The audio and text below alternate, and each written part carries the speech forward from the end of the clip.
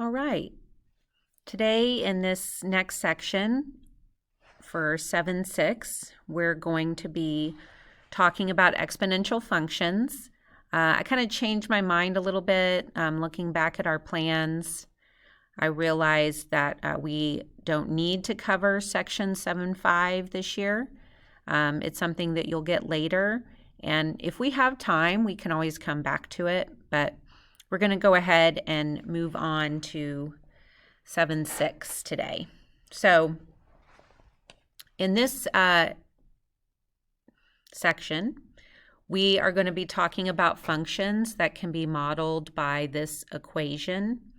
There's some examples here that show you the pattern that you could find in an exponential function. And I'm not going to go through all of this, but I will just look at each of the pattern real quickly. So if we look at a pattern that is exponential, we can see here, like here we're going up by 3, and then all of a sudden we're going up by 6, then all of a sudden we're going up by 12. We can see that that is not going up or increasing by a constant amount each time. And so we know that it is not linear. And what I can do here is do what we call the second difference. And I can say, okay, well, what are they doing now to get each value? Well, instead of thinking about adding or subtracting, I'm going to think about, well, could we multiply or divide? So in this case, I could multiply 3 by 2 and get 6. I could multiply 6 by 2 and get 12. And so that would continue to work. We could also go backwards and see that we could say divide by 2 if we were going backwards in the pattern. So this is kind of a sign that that pattern is going to be exponential versus linear. And basically that is what this is talking about here in that paragraph. A couple of other things I want to highlight though. Exponential functions model what we call an initial amount. So A would be that initial amount, and it's then repeatedly multiplied by the same positive number, which is our B. And the number of times that multiplication occurs is determined by our independent variable, which is the exponent. So we kind of write it like b to the x power. And if we look back, there's our equation here at the top for an exponential function. A, like I said, is our initial value, and b to the x is going to represent some positive number that is repeatedly being multiplied by whatever the exponent tells us. So that's just a little bit of information there. So we're going to keep moving on here. The next page talks about our key concept. So again, it just goes over an exponential function. This is the form that it takes. A cannot be 0, so that's something to keep in mind. And B has to be greater than 0. So just giving you some information there. Notice also some examples here. The graphs of an exponential function can go different directions. It can go up versus down, and it can be flip-flopped. And that is determined by whether it's a fraction or a whole number. So it gives you those equations here. So you can see those different types of exponential functions and what it looks like if you were to graph that function, okay? So we're going to kind of move on here and look at the first example. So we're just trying to identify if it's a linear versus an exponential function.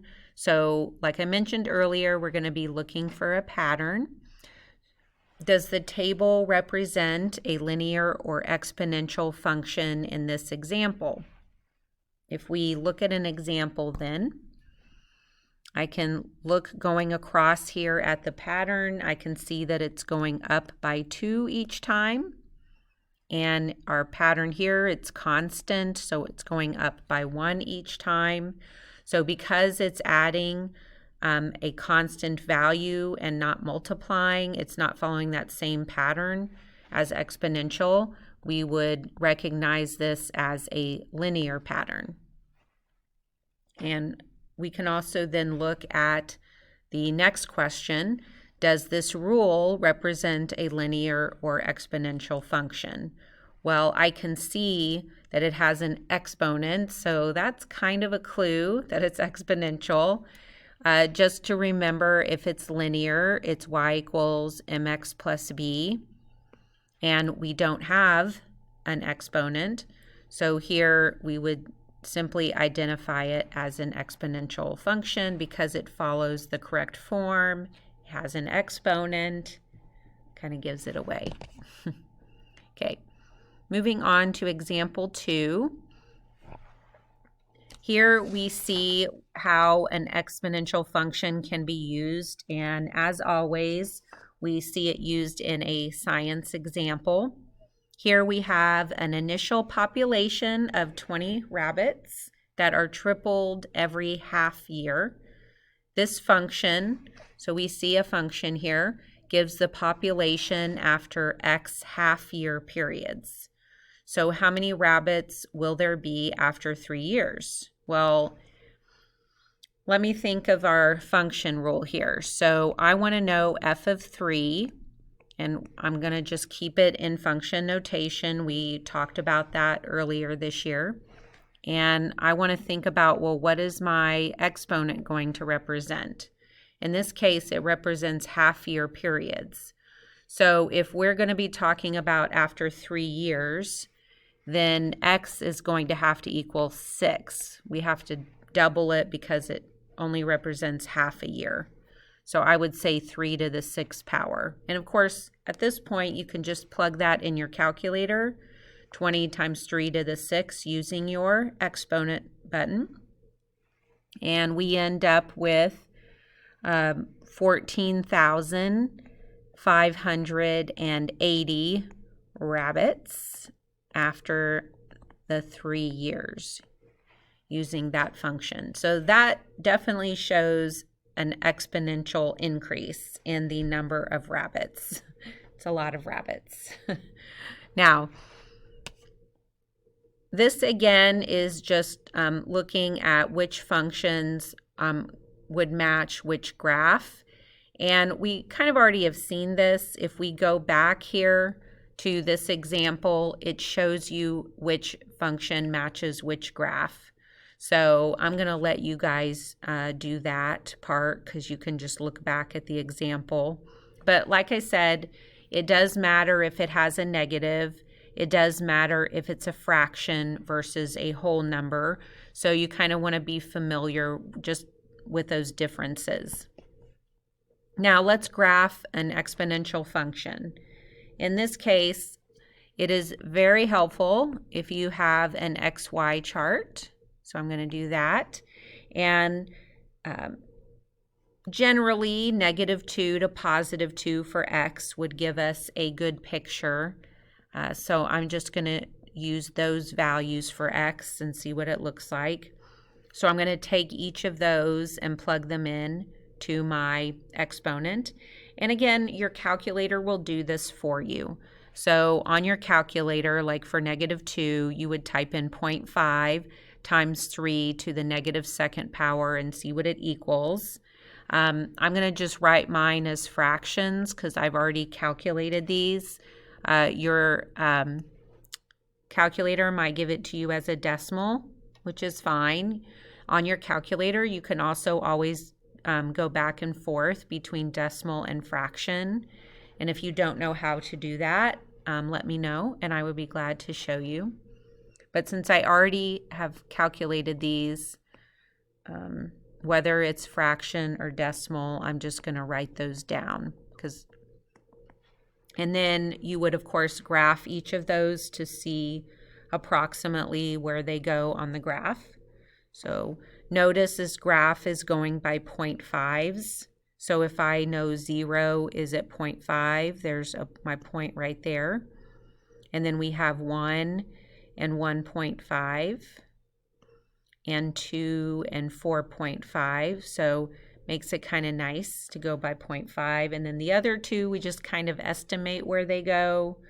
If we have -1 and it's 1/18, of course it's going to be close down here. And then -2, it's going to be even closer. But it never quite ever crosses that x-axis. So we can see that it has a curve to it, which is kind of that signature piece for exponential functions. And we can see that it just gets closer and closer and closer to the x-axis, but doesn't ever cross it. Just gets closer and closer, okay? And we also saw that with the examples here above. That shape just keeps going along that x-axis there. Okay, here's another graphing problem where we are looking at an exponential equation again. So we want to complete the table and then use those values to make a graph. And this graph is showing the computer mapping software that allows you to zoom in or out on an area to view it in more detail. So again, they used 0 to 4 this time. So we will go from there. I wanted to make sure this, I think that's the last part of this lesson, yeah, after this. So if we take 0, we plug it in. So I'm just going to write in what the value should be again to save time, and I've already done the calculations. So this would be 0 and 100. When we plug in 1, we get 400. Sorry, that just moved on me. Then we get 1600. And then we plug in 3. So we get 6400, so on and so on.